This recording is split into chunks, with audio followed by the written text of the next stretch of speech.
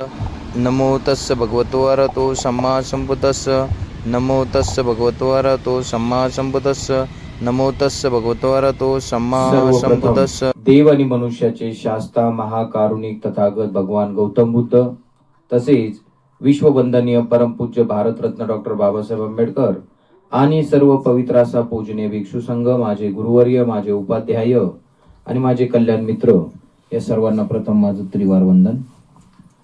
तर आज दिनांक 7 मार्च 2026 रोजी आपण सर्वजण एकत्र आलो आहोत. निमित्त असं की हिवराळे परिवार, अनिल अण्णासाहेब हिवराळे यांच्या वाढदिवसानिमित्त हिवराळे परिवाराने एका बुद्ध पुत्रास आमंत्रित करून वेगवेगळ्या दानाचं आयोजन केलं आहे. त्यामध्ये भोजन दान, वेगवेगळ्या दानाचंही त्यांनी आयोजन केलेलं आहे. या दानाच्या पुण्याने सर्व परिवाराला सुख समृद्धी आरोग्य संपन्नता प्राप्त व्हावी, दीर्घायू लाभावं, या उद्देशाने भगवंताच्या मुखातून निघालेले पवित्र वचनांचं आपण पठण केलेलं आहे. आणि थोडक्यात आपण थोडीशी धम्मदेशनाही श्रवण करणार आहोत. धम्म म्हणजे काय तर दुःख मुक्तीचा मार्ग, आणि ते ऐकणं म्हणजे धम्मदेशना श्रवण करणं. मग या धम्मदेशना श्रवण करण्याचे बरेचसे फायदे बघा. तर आपण या फायद्यासाठी धम्मदेशना वारंवार ऐकली पाहिजे. जसं आपण बघतो की दिवसभरात आपले काही गोष्टी आपण दैनंदिन जीवनात रोजच करतो. जसं झोप आपण रोज घेतो, झोपलं नाही तर आपल्याला अस्वस्थ वाटते, शरीर थकल्यासारखे होते. तसंच बघा, आंघोळही केली नाही तर फ्रेश वाटत नाही आपल्याला, स्वच्छ कपडे घातले नाही तरीही फ्रेश वाटत नाही. म्हणून अशा काही जीवनातल्या आपण रोजच्या रोज गोष्टी करणाऱ्या, त्यापैकीच आपण आध्यात्मिक जीवनातल्याही काही गोष्टी दैनंदिन जीवनात आपण अंगीकारल्या पाहिजे. जसं भगवंताला वंदन करणं, श्रद्धा व्यक्त करणं, नाही 10 मिनिटं तर 2 मिनिटं का होईना आपण रोजच्या रोज काही भगवंतासमोर येऊन प्रतिज्ञा केल्या पाहिजे. जसं पंचशील असेल किंवा बुद्ध वंदना, धम्मवंदना, संघवंदना, पवित्र परित्राणातील काही सूक्त, याचा रोजच्या रोज आपण पाठ केला पाहिजे. का? कारण बघा, जेव्हा प्रकाश असेल तेव्हा अंधार टिकू शकत नाही. म्हणून भगवंत म्हणतात की आपण आपला दैनंदिन जीवनातला जास्तीत जास्त वेळ काय केला पाहिजे, चांगल्या गोष्टीत घालवला पाहिजे. म्हणजे वाईट गोष्टी आपल्या आजूबाजूला येतच नाही. म्हणून आपण नेहमी पॉझिटिव्ह राहिलं पाहिजे, सकारात्मक राहिलं पाहिजे. आता निगेटिव्ह गोष्टी कोणत्या तर बघा, आपल्या मधलेच असलेले दुर्गुण, हेच आपल्या प्रगतीसाठी, हितासाठी, सुखासाठी घातक असतात बघा. मग कुठले कुठले तर आळस आहे, राग आहे, द्वेष आहे, अशा प्रकारचे वेगवेगळे दुर्गुण आपल्या प्रत्येकामध्येच असतात. मनुष्य जीवन जगत असताना आपल्याला या दुर्गुणामुळं खूप सारा नुकसानही भोगावं लागते. म्हणून हे दुर्गुण आपल्यातून निघून जावं म्हणून आपण आध्यात्मिक जीवनाचा सहारा घेतला पाहिजे, मदत घेतली पाहिजे. तर बघा, थोडंसं आपण धम्मदेशना आजच्या दिवशी थोडीशी श्रवण करणार आहोत की भगवंतांनी सांगितलेल्या काही गोष्टी, की भगवंतांनी दिलेल्या बऱ्याचशा गोष्टी बघा, की काही उपदेश आहे. 84,000 उपदेश जे त्रिपिटकात सामावलेले आहे, त्यापैकी 82,000 उपदेश तथागतांनी दिलेले आणि उर्वरित 2,000 उपदेश त्यांचे अग्रश्रावक, भिक्षू, भिक्षुणी, अरहंतांनी दिलेले उपदेश. असे 84,000 उपदेश आपल्याला त्रिपिटकात आढळतात बघा. त्यापैकी धम्मपद नावाचा एक ग्रंथ आहे, त्याच्यातही भगवंताची काही उपदेश गाथा आहे बघा. 127 नंबरची गाथा आहे बघा. न अंत लिखे न समुद्र मज्जे न पब्बतानं विवरंग पविस्स न विज्जती सो जगती पद्देसो यत्थं ठित्तो पुय्येयं पापकम्मा. अशा 4 वळीची गाथा. आणि गाथेचा अर्थ काय होतो की आकाश असू म्हणजे आकाश असू किंवा समुद्र तळ असू, कुठली जागा अशी नाहीये की मनुष्य पाप कर्मापासून लपू शकतो किंवा मृत्यूपासून लपू शकतो. म्हणून की आकाश असू, समुद्र तळ असू की पर्वत गुफा असू, कुठेही तुम्ही जा तरी आपले कर्म आपल्या पाठीमागे राहणारच आहे, असं या गाथेचा अर्थ आहे बघा. आणि या गाथेला अनुसरून काही कथाही आहे की धम्मपदामध्ये आपल्याला ऐकायला मिळते. परंतु आज आपण थोडंसं याच्याच रिलेटेड की बाबासाहेबांनी दिलेला बुद्ध अँड हिज धम्म या ग्रंथातील बुद्ध आणि त्यांच्या धम्म या ग्रंथातील काही अधोगतीचे कारण. अधोगती म्हणजे काय, की जसं आपण प्रगती करतो तसंच आपली सुगती आणि अधोगती, की आपण पुढं पुढं जाणं, आपलं चांगलं होणं, तसंच अधोगती म्हणजे खाली खाली येणं, वाईट मार्गावर जाणं एक प्रकारचं. तर अशा प्रकारे अधोगतीचे काही कारण बाबासाहेब लिहितात बुद्ध अँड हिज धम्मामध्ये, की अधोगती कशी होते बघा, की माणसाची अधोगती कशी होते. मग एके समयी तथागत श्रावस्ती येथील अनाथ पिंडकात जेतवनात विहरत असताना बघा, की भगवंत श्रावस्तीच्या जेतवनात विहरत होते आणि त्यावेळी मध्यरात्र उलटल्यानंतर आपल्या तेजाने जेतवनाला दीप्तमान करीत एक देव भगवंताजवळ आला. म्हणजे आपल्या शरीराच्या प्रकाशाने, उजेडाने तिथला परिसर प्रकाशित करून एक देवता भगवंतासमोर प्रकट झाला बघा. आता देवता म्हणजे काय सांगत असतो मी वारंवार, देवता म्हणजे आपली प्रगतशील अवस्था. म्हणजे ज्या काही 31 जन्मभूम्या सांगितल्या त्यापैकी काही भूम्या देवलोकाच्याही आहे, परंतु ईश्वर आणि देवता यामध्ये बराचसा फरक आहे.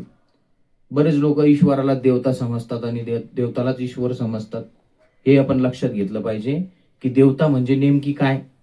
तर देवता म्हणजे असं काही नाहीये की त्यांची पूजा अर्चना केली किंवा त्यांचं रात्रंदिवस नामस्मरण केलं तर आपल्याला ते काहीतरी देतील, अशातले देवता आपल्या बुद्ध धर्मात नाहीये बघा.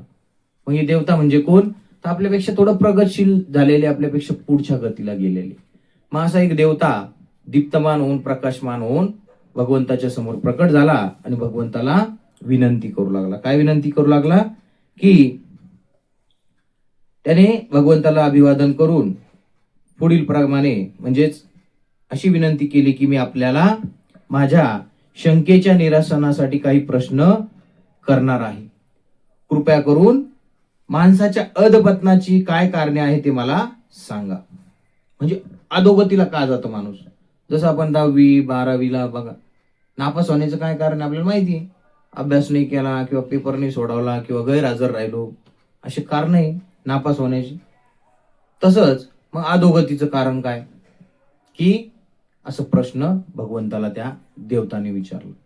की मग 31 जन्मभूम्या आहे, मग कोणी प्राण्याच्या रूपात जन्म घेतं, कोणी प्रेत अवस्थेत, कोणी असुर अवस्थेत, कोणी राक्षस, कोणी या किडे मकोड्यामध्ये, कोणी तर न दिसणाऱ्या सत्वामध्ये, मग कोणी देवलोकात, कोणी मनुष्य लोकात.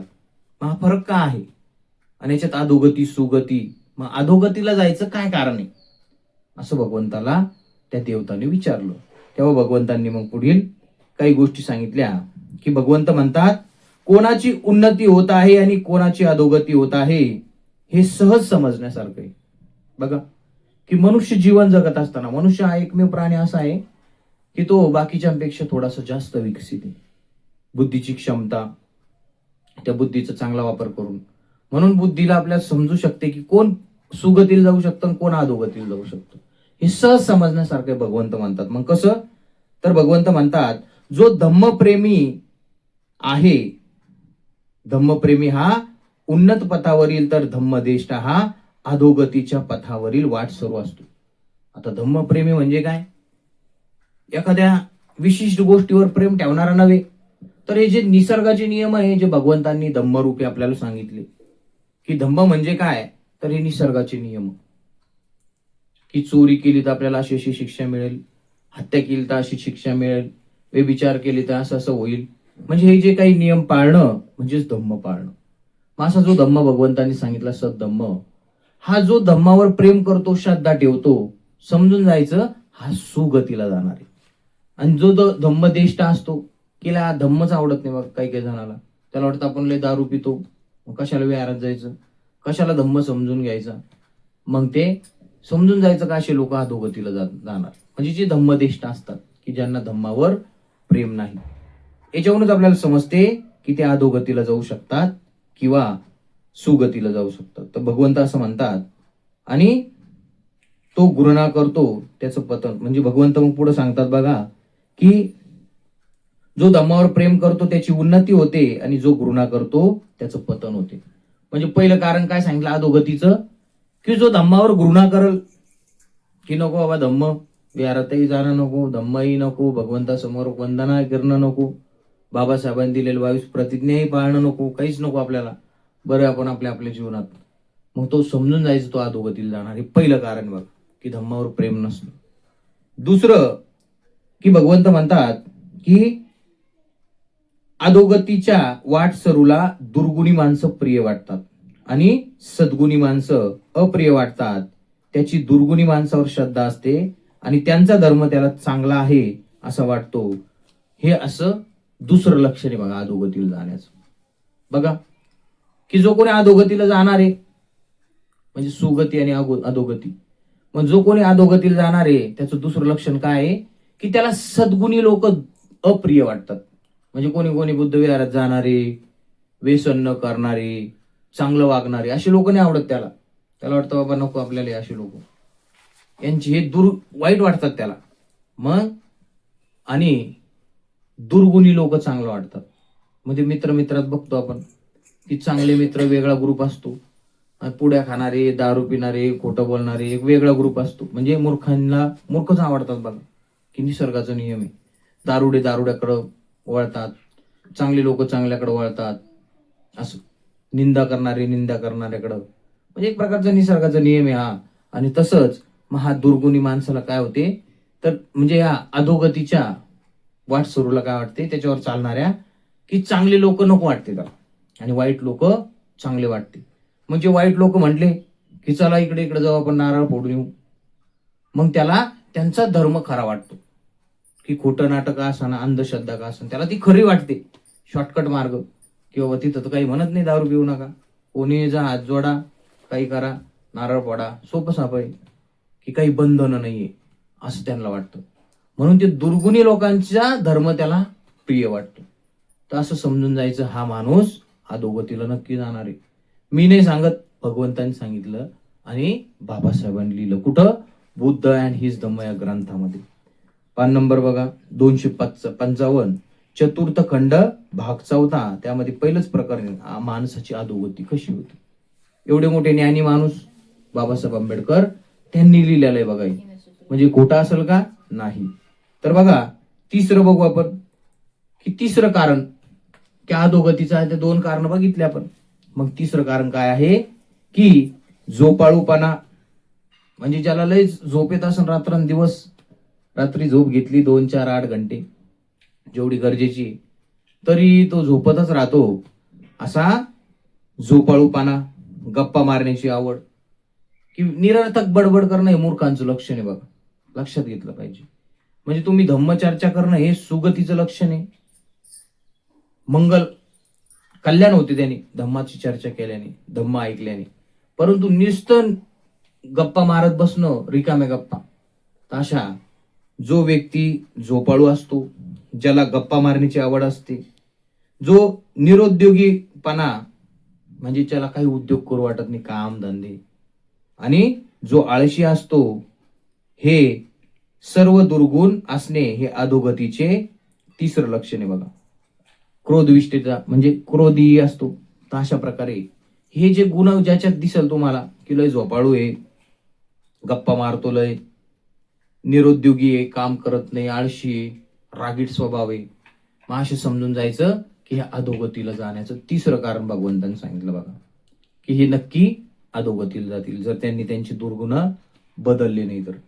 आणि चौथं बघा सांगितलं बघा भगवंतांनी, की त्यांचे आई बाप वृद्ध झाले, त्यांचे यौवन संपलेले असताना जवळ संपत्ती असूनही मुलांनी त्यांचं पालन पोषण न करणं हे अधोगतीचं चौथं लक्षण भगवंत सांगतात बघा.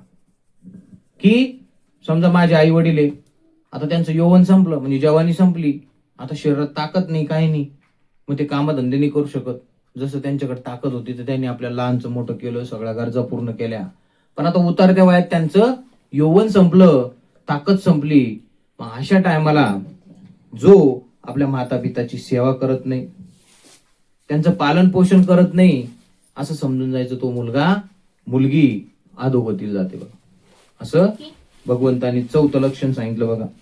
आणि 5वं लक्षण आहे का, की ब्राह्मण, श्रमण किंवा अन्य साधूंना असत्य भाषणाने ठकविणे हे अधोगतीचं 5वं लक्षण. म्हणजे ब्राह्मण कोणाला समजावं, तर त्रिपिटक वाचल्यावर लक्षात येतं आपल्याला. ब्राह्मण म्हणजे कोण?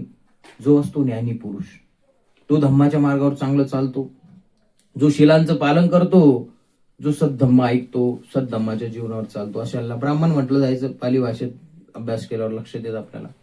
आणि श्रमण म्हणजे काय? जे संन्यासी लोक असतात, भिक्षू, म्हणजे ब्राह्मण, श्रमण किंवा साधूंना. मग ते साधू कोणत्या धर्माचे असो, पण त्या साधू संत लोकांना असत्य भाषणाने ठकवणे, म्हणजे खोटं बोलून त्यांच्याकडून पैसा गिसा घेणे म्हणा, किंवा काहीतरी त्रास देणं म्हणा, खोटं बोलून ठगवणे. तर याने काय होतं, माणूस अधोगतीला जातं. हे असं 5वं लक्षण भगवंत सांगतात बघा. आणि 6वं लक्षण काय सांगतात भगवंत, की जवळ विपुल द्रव्य आहे, सुवर्ण, धन, धान्य, म्हणजे भरपूर लोकांना शेती भेटते बघा, पिढ्यानं पिढ्या 10-15 एकर शेती भेटली, सोनं भेटलं पिढ्याचं पिढ्या, म्हणजे सासूनी सोनाला देऊन गेली, आणि विपुल द्रव्य. आता शेती हे सगळं हे, पैसाही भरपूर आहे, परंतु आता 10-12 भाऊ असून पण एकट्यानेच त्याचा लाभ घ्यायचा, किंवा पूर्ण नातेवाईक सोडून आपण आपलं आपलंच पाहायचं, म्हणजे आपलं आपलंच खायचं, आपण आपलंच राहायचं. तर असा स्वभाव नसता का, म्हणजे असायला नाही पाहिजे. असं भगवंत इथं काय सांगतात, की एकट्यानेच तो उपभोग घेणं, परिवाराला न देता एकट्यानेच त्या धन दौलतीचा, सुवर्ण, धन धान्याचा उपयोग करणं, हे अधोगतीचं कितवं कारण सांगितलं? 6वं कारण सांगितलं बघा.